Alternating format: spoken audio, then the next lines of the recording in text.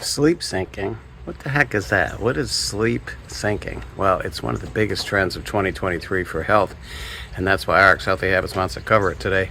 And I just want to cover 3 points. I might need my glasses, so don't judge here. So I live in Las Vegas, and let me tell you something. They say that New York is a city that never sleeps, but I got to tell you, Las Vegas truly might be the city that never sleeps because it's a 24/7 city.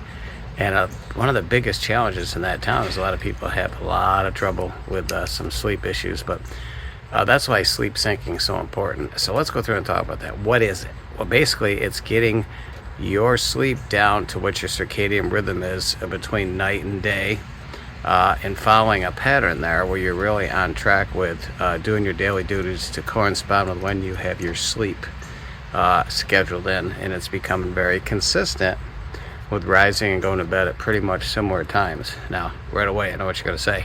Well, that doesn't work for me because I have a varying schedule. I work nights. Very difficult at night to work and get off that nighttime shift and go back to days back and forth. That is extremely difficult.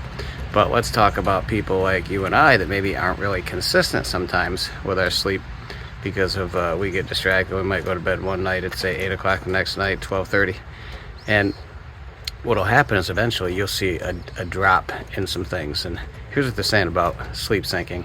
There's 3 areas. So what is it? It's getting your body going to bed at times when it's consistent and getting up at a certain time, following your circadian rhythm more, especially when it comes to, when the sun comes up, when it goes down. But also, number 2, why is it so important? Because I found that a good night's sleep is really going to help with your sleep quality. If you're sleeping on a rhythm like that, syncing with your daily schedule, your quality is going to go up. You're going to have increased energy. Now, this is a big one. I noticed when I don't get enough sleep, 7 to 8 hours, my energy level is down during the day. That's huge. And number 3, there's a big reduction in health issues, especially chronic conditions. They are amazed at what they see with this one, and they usually interview people, and they find that might be a factor. So, hey, I don't know. So how do you sleep sync? How? That's number 3. How do you get this going? Well, I'm going to have to use some help from my friends here. Hold on. Number 1, you have to wake up the same time every day, and that's number 1. So try to wake up the same time. For a while, you set your alarm. After a while, you won't need to. Trust me. Number 2, as soon as you get up, try to get some sunlight. Now, I'm here in North Carolina today. There wasn't a lot of sunlight this morning, but in Vegas, baby, first thing I do after I get up is I try to get outdoors, whether it be with my cup of coffee or go on my bike. Why? Because that sunshine in the morning really helps your body say, hey, it's awake. So all the bodily processes start to take place. The circadian rhythm kicks in. So that's huge. That's a big one. Here's number 3, reduce your screen time, especially your blue screens, whether it be your computer or TV.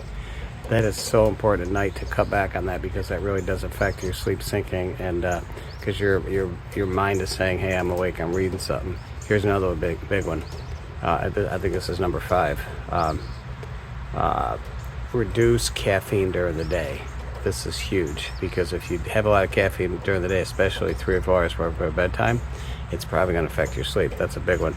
And then this one is a big one, number 5. Avoid heavy meals 3 or 4 hours before you go to bed. And I've noticed that's a big problem. If you have a big meal before you go to bed, you're going to have a big trouble. Number 6, actually create a bedtime routine. Now, this is something where you have like a ritual before you go to bed. So important that you follow those steps, because that's going to start telling your mind, I guess, that it's time to go to sleep. I'm getting ready to go to sleep. So, and the last thing is you want to make sure, number 7, your room is cool, dark, and really set up for sleep. So cool and dark and quiet, of course. But a lot of things you can do to make sure that your bedroom is a good place for you to really settle in and get that sleep. So I hope that helps.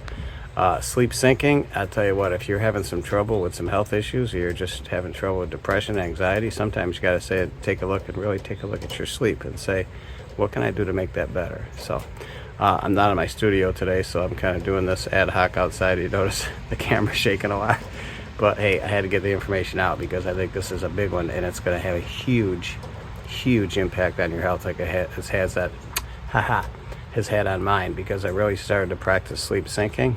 My overall health greatly improved with stamina and energy in so many other ways. So I can't talk enough about it. So jump on it. Check out my blog, RxHealthyHabits.com. I got a whole bunch of information on it. It's going to go into detail, and it's probably going to come out in my weekly newsletter, which you really need to get on. Send me an email to rxhealthyhabits@gmail.com, and I'll put you on our list. You get one email a week with a lot of embedded videos. So fantastic. So, hey, till next video podcast, stay healthy, stay strong, and really start to look at maybe getting your sleep synced for 2023.